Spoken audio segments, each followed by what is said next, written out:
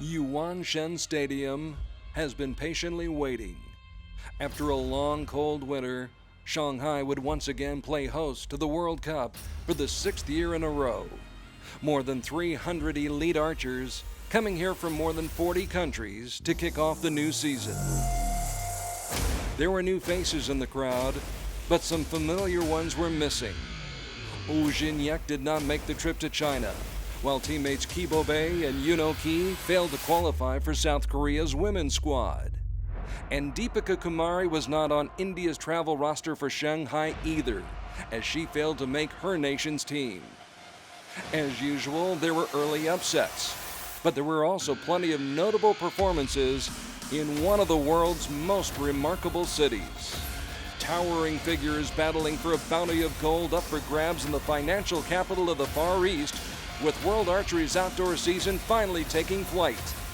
2014 bringing big changes with new rules for the new season.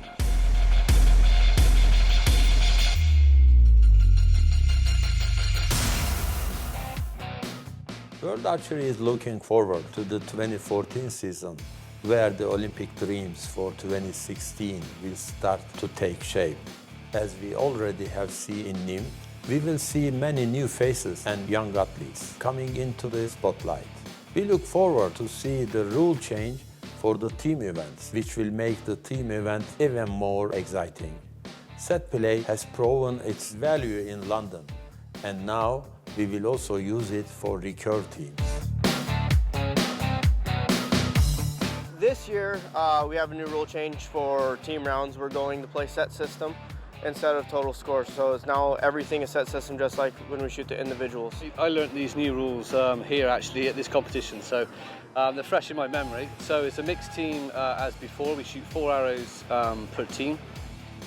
Each team shoots 6 arrows every set, and the team with the highest score gets 2 points. When they tie, they get 1 point, and the team who reaches first 5 set points wins the match. It's definitely a completely different game. It's 180 degrees different. A cumulative score, every shot matters. You go out there, you have to shoot good every time. If you come back, you have to not make a mistake. They have to make a mistake. On the set system, if you make a mistake, it still is no big deal. You can just, new round, new opportunities. It gives a new dimension to the competition, and it's pretty fun. I just shoot the arrows and then see what the score is at the end. It's good for the spectators. I think it's normalised it now between the individual and the team, and now the mixed teams, so it's easier to understand. For the spectators' point of view, especially if there's a big gap between the scores, it's a lot more interesting because someone can easily catch up on the points rather than the overall score.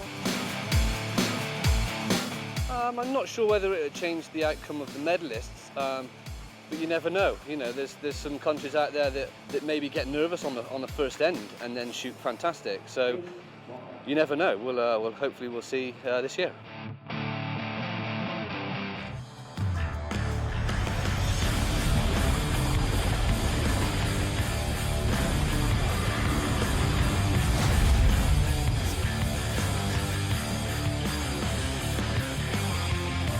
On Recurve Sunday in Shanghai, the ladies from Colombia hope to show the world their nation is just as strong in recurve as it is in women's compound. Rendon, Sanchez, and Sepulveda breaking out the sunglasses to fight the glare in their gold medal match with China. The host country fielding a team of all-stars, Cheng Ming, Feng Yuting, and Zhu Jing feeling the love from the home crowd. And that support carried them to a 4-0 lead after the first 2 sets of this match.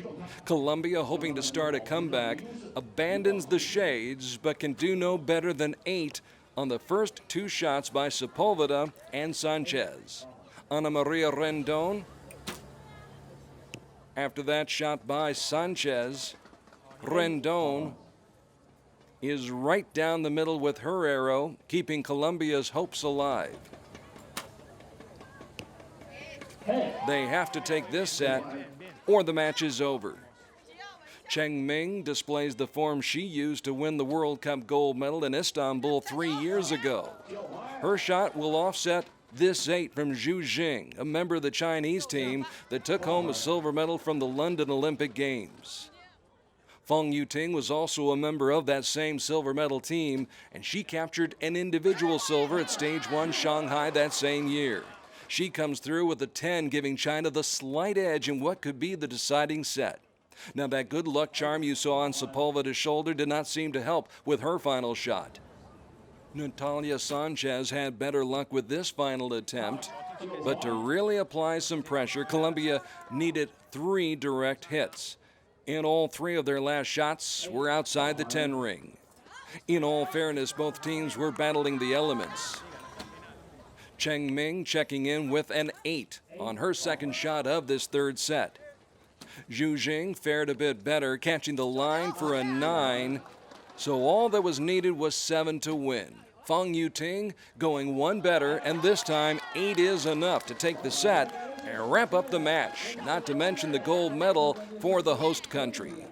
Cheng Ming, Zhu Jing, and Feng Yuting put another gold star on their resumes as they overpower Colombia in the women's team finals. It's a straight set win, with China coming out on top 6-0 in 3 sets.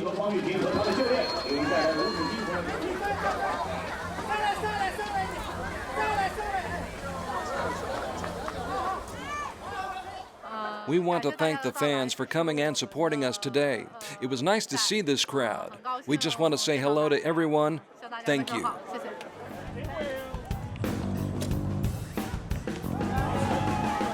Can't we just say that we're Australian? That's pretty interesting on its own. I'm Ryan Tyack and I'm the reigning indoor world champion.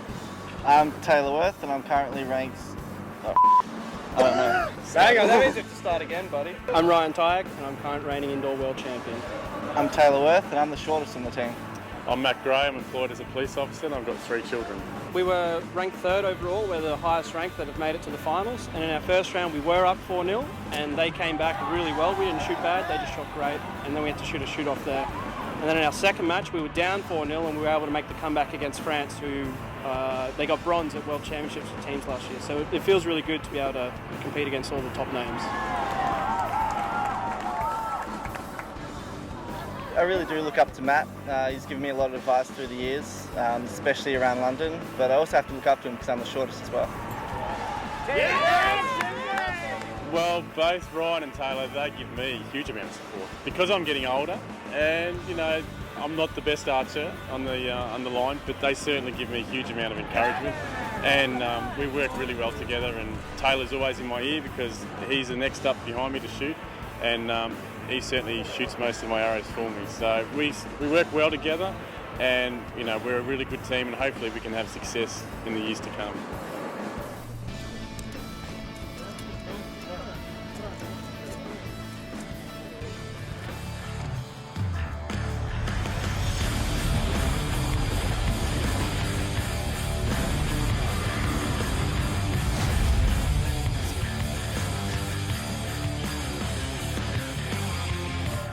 The men from down under had high hopes coming into their gold medal match with Japan. Matthew Gray, Ryan Tyack, and Taylor Worth comprising one of the more talented trios at Stage 1. But the 8th-seeded Japanese team had served notice. They'd have to be reckoned with after beating China, India, and Ukraine to reach this showdown with Australia. Let's fast forward to the start of the third set. Japan already leading 4-0 after putting up 57 in the first set. Ryan Tyack's the reigning indoor world champion from Nîmes, but now he's shooting 70 meters and hoping that's on the line. Matt Gray, a police officer back home, lays down the law with a shot that leaves no doubt. Then it's Taylor Worth showing his value, coming through with a much-needed center shot. Now it's Japan's turn. Furukawa Takahuru, silver medalist from London, is A-OK with that 9. Ota Shohei follows Furukawa's lead, and he's A-OK too. Kikuchi Hideki is more than okay. Another 9 will tie the set, but he goes 1 better and Japan has the upper hand. Ryan Tyack viewing the world through orange-colored glasses, and the view is just fine as he lands in the 10 ring. The 40-year-old family man proves he can still hang with the kids. Matt Gray solid with another 9. But with time running out on the clock for Taylor, his last arrow is just off left center, just off the line. He'll settle for 9 and settle back to see if Japan might falter.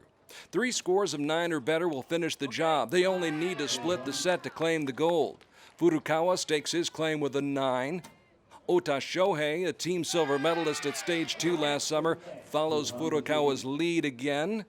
So the outcome now rests in the hands of Kikuchi Hideki. A 9 will tie the set, split the points, and give Japan all it needs to turn out the lights on Australia. But Kikuchi not taking any chances. Just for good measure, he literally strikes gold, giving Japan a convincing win in the men's team finals. High fives and big smiles all around for the lads from the land of the rising sun. Australia came in seated 3rd, Japan seated 8th. But on this particular day in Shanghai, Japan left little doubt about which of these teams was superior.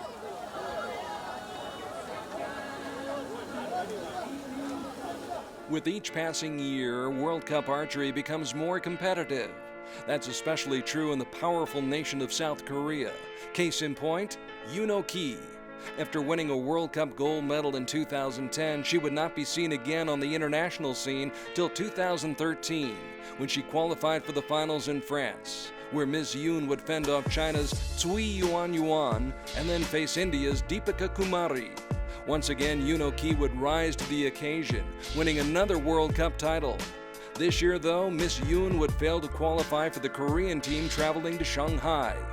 In the ultra-competitive world of archery, a champion is only as good as her last shot. And Mexico's Aida Roman knows that all too well.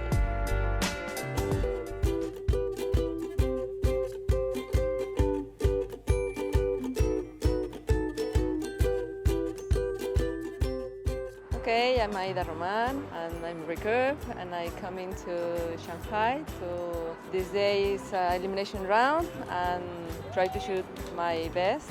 Yesterday was my personal best in competition and double 70.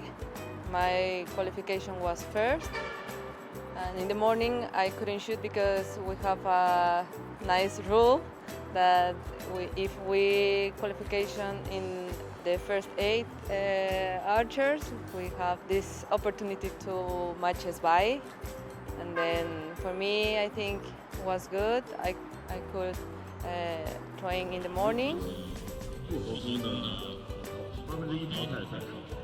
2013 was hard because I didn't have a coach. And now I have a new coach, and the coach gives me more confidence that I have. I think when someone is back of me, like my coach, and always support me and cheer me and teach me, I can learn more things and I can take more opportunities to stay in the top. Today was a little windy and sometimes tried to rain but not rain, a little weird but was very good. My day was very hard and was very good because I won some matches 6-0. I tried to do very well. Sometimes it worked, but sometimes when we shoot an 8, it's maybe the opportunity to another archer to try to win. At this time, for another archers was hard also because the windy sometimes changed. Maybe at the left side, at right side, and twice many times, but it was okay. It was okay for me.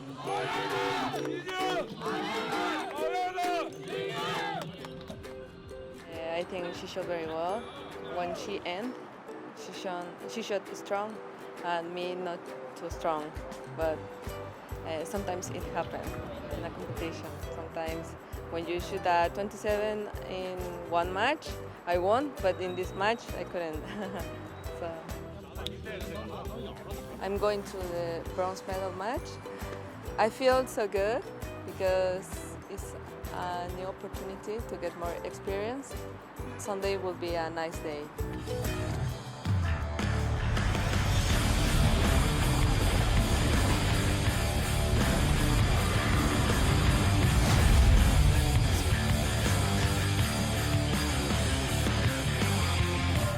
Japan's Kato Ayano was also hoping Sunday would prove to be a nice day. Just 21, she came into the women's bronze medal match ranked 26th in the world. This would be her first head-to-head meeting with Mexico's Aida Roman. Ranked 6th in women's recurve, Roman will always be known for winning Mexico's first Olympic medal in archery. Roman trying to run the table after jumping out to a 4-point lead after the first 2 sets. Kato's not down for the count, not yet. Not after that 10. Roman responds with a 9. Advantage Kato. But the advantage quickly disappears when her next arrow lands in the red rings. That provides a chance for Aida to pounce, and she jumps on that chance to tie the set at 18. More pressure. Kato comes through with a liner that could go either way. Roman knows the score. Pinpoint precision for Mexico's Olympian, who does split the set with Kato. Roman now leads 5-1, and we play on. Kato's first shot leaks into the 8 ring, opening the door for Aida Roman. She winds up in the neighborhood of 9, and it might be even better if it's grazing that line. Kato picks it up a notch with a 9 on her next shot, a shot matched by Miss Roman, who maintains the upper hand.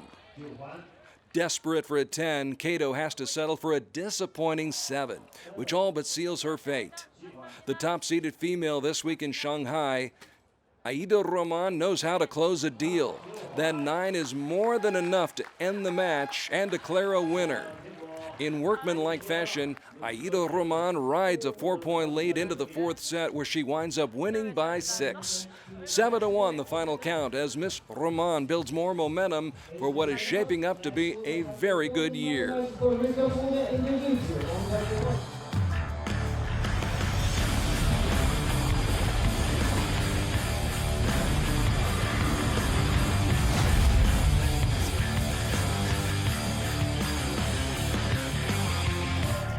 Germany's Elena Richter won the field championships 2 years ago in Val d'Isère, but she came to Shanghai still seeking her first World Cup medal. Lo and behold, she now had a chance to go for the gold. Seeded 11th after the ranking rounds, Elena would take on 4th-seeded Zhu Jing of China, who was looking to end the day with a matching pair of gold medals. She appeared to be well on her way after winning the first set and grabbing a 2-point lead. Now, Richter had struggled with her first 3 shots, but she began to settle down, shooting a 9 to start the second set. Zhu Jing would keep pace, but the German challenger was about to pick up the pace. This would prove to be a turning point in the match, as Miss Zhu's second shot of the set got away from her. Richter would shut the door in this second set with a solid shot that would tie the match at 2 points apiece. The set now out of reach for Zhu Jing, who would have to regroup and try to deal with the challenge posed by Elena Richter. It's all even going into the third set, where Zhu Jing would now take the first shot. She appears to be right back on track. However, Richter's still in a good groove, matching her opponent's 9. Once again, though, it's that second shot that proves to be Zhu's downfall. Richter doesn't have to be spectacular, just solid, and back-to-back 9s give her the edge. The Chinese contender has clearly lost hers. She's all over the map with those 3 shots, almost assuring the set points will go to Richter, who's not exactly on target, but is close enough. Elena Richter wins the third set, picks up 2 more points, and puts herself in position to win the match in the 4th, and what could be the deciding set. The Chinese coach with lots of advice between sets, but at this point, not much is working for Zhu Jing. Meanwhile, Richter seems to be getting stronger as the match goes longer. That dart down the middle gives her a commanding lead with 2 arrows to go. Ms. Zhu regains her form and composure, but it might not be enough after opening up with a 6. Richter gives a point back with an 8 on her second arrow of the 4th set. Still, the lead seems safe, as the woman who won a silver medal at the World Championships in Belek simply cannot find the formula to start a rally. So 6 will win it, and 10 will win it with an exclamation point. Germany's Elena Richter comes from 2 down to win by 4 and finally capture her first World Cup medal.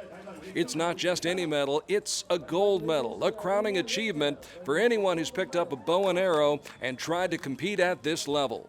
A composed Elena Richter scores an impressive 6-2 win over China's Zhu Jing. This win is very important for me. I am the first German recurve archer to win an outdoor World Cup gold medal, so yes, it seems as though I wrote some history today. I did prepare myself well for this tournament, especially mentally, and I think that helped me a lot. Germany's Elena Richter atop the World Cup leaderboard after the first stage in Shanghai, but China comes away with 2 archers in the top 8 and Mexico's Aida Roman in the hunt after taking the bronze. A year ago, the Eiffel Tower was the only thing standing taller than Oh Jin-yek in men's recurve. After winning an Olympic gold medal in London, the South Korean sharpshooter dominated the World Cup Tour in 2013. He would win gold at 3 of the 4 stages, Shanghai, then Antalya, and then again in Poland. Mr. O would collect a total of 8 World Cup gold medals during the best year of his career, and he would cap it all off at the World Cup finals in France, holding off Gaël Prévost, Brady Ellison, and China's Dai Zhaozhang. Oh Jin-yek, the last man standing in Paris. His presence clearly missed this year in China, where his absence provided new opportunities for some new faces.